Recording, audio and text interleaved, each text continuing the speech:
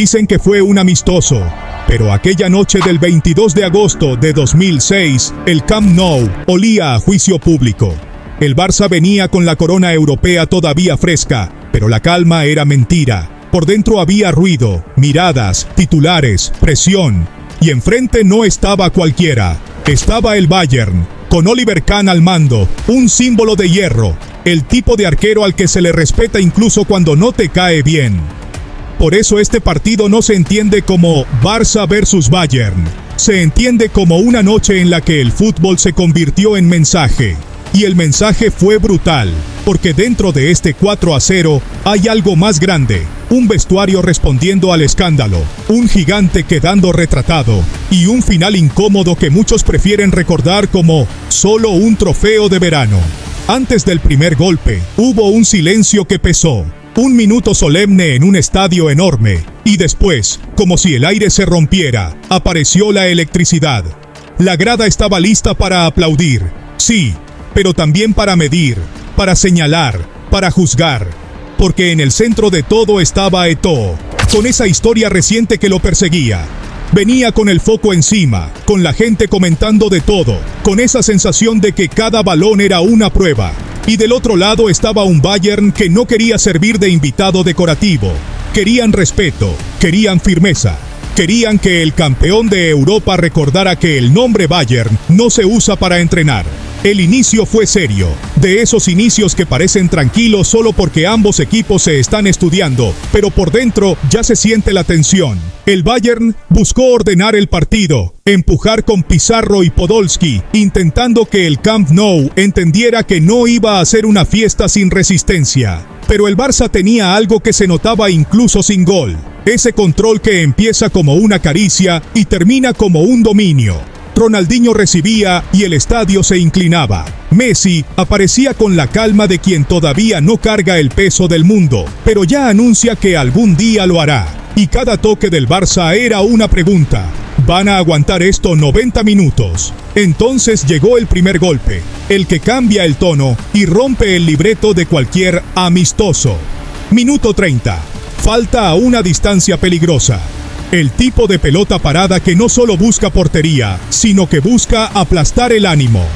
Ronaldinho acomodó el balón como quien se toma su tiempo para que todos miren. La carrera fue corta, el contacto fue limpio, y el balón viajó con esa curva que parece una burla a la escuadra. Imparable. No fue simplemente el 1-0, fue el inicio del derrumbe psicológico. Ese gol que le dice al rival: aquí no viniste a jugar un trofeo, viniste a sufrir. Y lo peor para el Bayern fue lo que vino después. Porque en el fútbol hay golpes y hay golpes seguidos, de esos que no te dejan respirar. Minuto 32. El Barça vuelve a cargar. Un remate fuerte. Kahn responde, pero la pelota queda viva, suelta, temblando. Y ahí aparece Eto'o, como si tuviera un imán, como si el balón lo hubiera elegido a él. Definición rápida. 2-0. 2 minutos. Un estadio explotando. Y el relato ya no era: el campeón de Europa afina detalles. El relato era otro. Eto'o está respondiendo en el único idioma que nadie puede refutar. Y si el 2-0 fue un golpe, el tercero fue una escena de película. Minuto 40. Otra jugada que termina en balón dividido, rebotes, confusión en el área. El Bayern intenta despejar, pero el Barça insiste como si oliera sangre. Eto'o vuelve a aparecer, y entonces sucede la imagen que queda grabada porque tiene algo de humillación deportiva. Eto'o define con un sombrero sobre Kahn. Sí, sobre Oliver Kahn. No es cualquier arquero, es el símbolo alemán. Es el arquero que ha vivido guerras, y en esa jugada queda fotografiado. El Camp Nou enloquece porque entiende el subtexto. El 3-0 no solo es ventaja, es un mensaje de poder. Y cuando el mensaje es tan fuerte, empiezan las reacciones humanas. Protestas, gestos, entradas más duras, miradas que delatan frustración.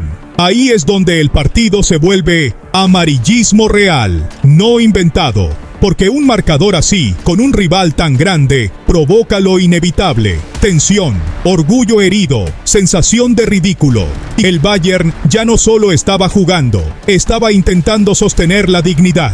En ese primer tiempo, la pregunta no era si el Bayern podía empatar. La pregunta era si el Barça iba a seguir apretando hasta convertir la noche en una paliza histórica para un trofeo de verano. Y ahí aparece otro factor que hace que esta historia sea tan recordada: la figura de Can. Porque cuando un portero como él queda expuesto, el golpe mediático es doble. No es Barça le metió 3 al Bayern.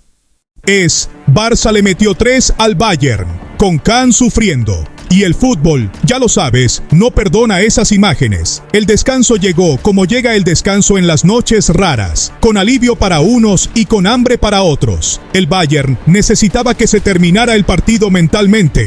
El Barça necesitaba que la noche sirviera para algo más, para mandar un mensaje, para cerrar bocas, para ajustar cuentas internas.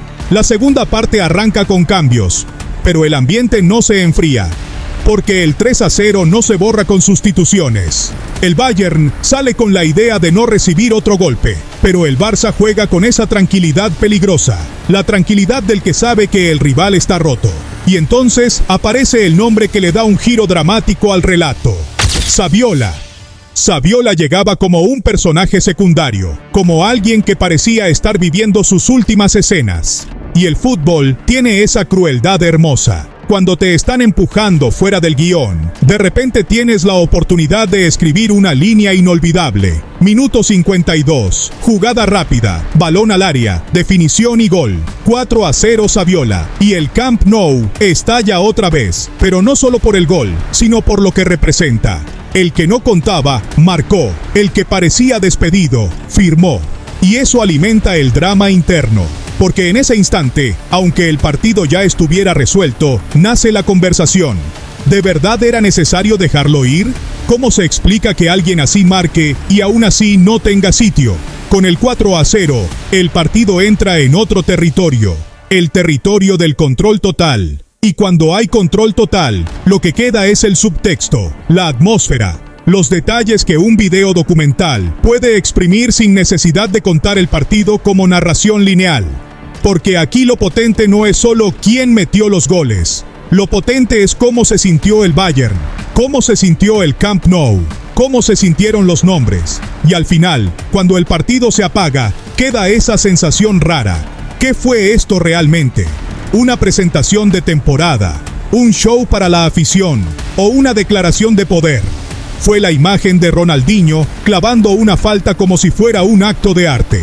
Fue la imagen de Eto'o, el señalado, convirtiéndose en protagonista absoluto. Fue la escena de Saviola, marcando y dejando una pregunta incómoda flotando.